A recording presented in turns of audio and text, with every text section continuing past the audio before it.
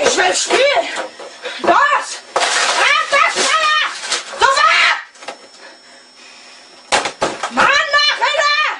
Ich will auch nur die Tournament spielen! Los! Starte das verdammte Spiel! Starte! Spielen! Du Wichser! Spielen!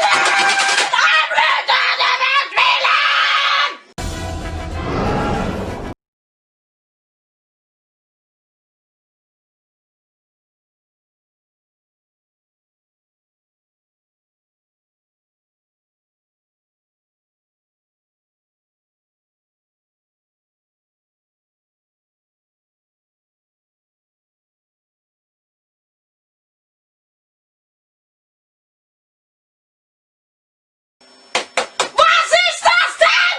Oh mein Gott, was ist geschehen?130